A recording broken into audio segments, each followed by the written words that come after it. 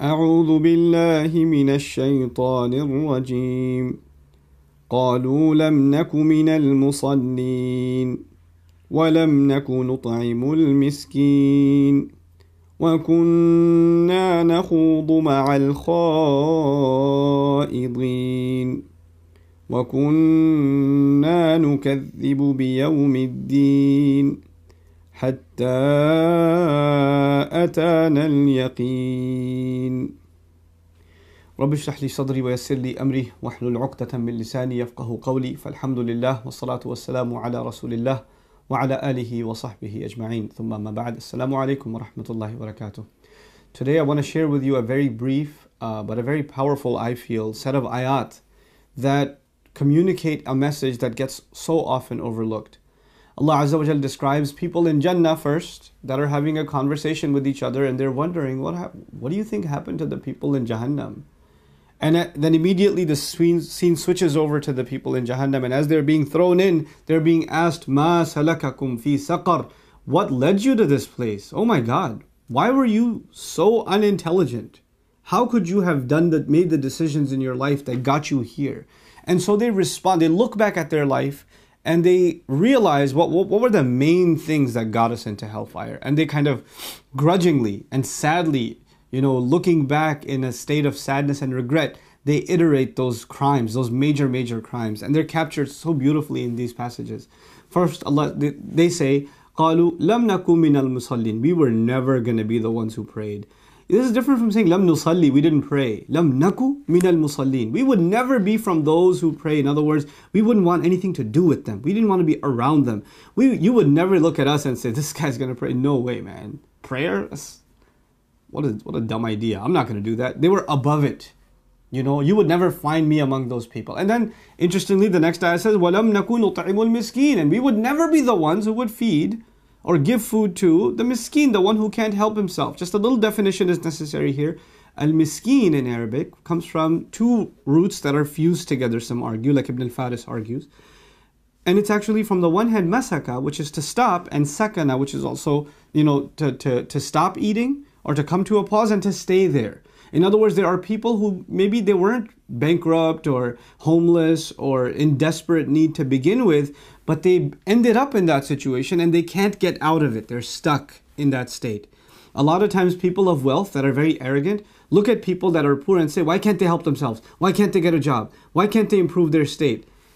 And a lot of them are not just poor, they're not just fuqara, they are masakin. There's a difference. A miskin can't help his situation. The political situation around them, the economic situation around them, the health situation that they may be in, the family situation that they may be in, paralyzes them in that state and they're not able to help themselves, right? So these people say, we didn't used to consider ever giving food to them either. وَلَمْ نَكُ نُطْعِمُ الْمِسْكِينَ وَكُنَّا نَخُوضُ مَعَ الْخَائِضِينَ. So if you're not caring about Allah and you're not caring about humanity, what's left? We used to, now this is my own translation, so bear with me. وَكُنَّا نَخُوضُ مَعَ الْخَائِضِينَ. We used to chill, we used to hang out. خَاضَ يَخُوضُ, to just talk, just to run your mouth, just to hang out, just to kill time, if you will. We used to just kill time. We had a great time though. Party after party, movie after movie. That's what we did with our life. Travel, vacation spots. That's all our life was. It was nothing else. Allah Azza wa Jalla in this ayah has given us profound wisdom. When you become people of salat, the opposite is true. When you become people of salat, your heart softens towards Allah. And if your heart softens towards Allah, then necessarily it softens towards Allah's creation. And you start looking around you of who you can give, who you can help. It's supposed to be a natural consequence. And the opposite is also true. If you're making salat, but your salat doesn't make you want to give, then maybe there's something wrong with that salat. Because one should lead directly to the next. It should be a natural consequence. You see, salat to us, to the Muslim, if you study Quran, you study the concept of salat in the Quran, salat to us is like a seed. And it keeps bearing these different kinds of fruit. So many different things come out of salat. And one of the fruits of salat is mentioned in this ayah. And if you're praying, but this fruit isn't manifesting, this plant isn't coming out, and this one of its manifestations being you become concerned for others. You want to give food to others. وَلَمْ نَكُ نُطْعِمُ الْمِسْكِينَ. We would never even consider it. That thought didn't even cross our minds. Subhanallah.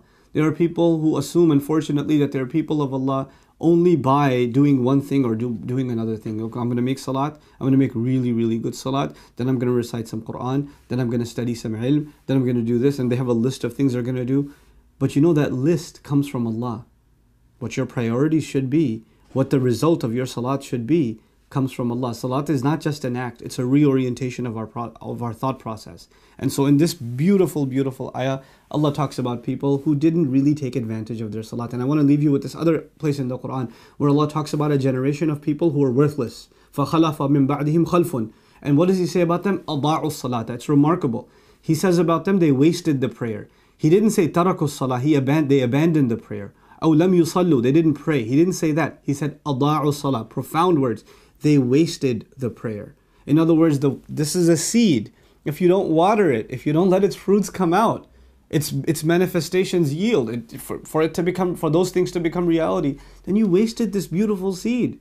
You know, salat is something that should bring other things to life. That's what it's supposed to do. So may Allah Azza wa Jal make us people of real salat.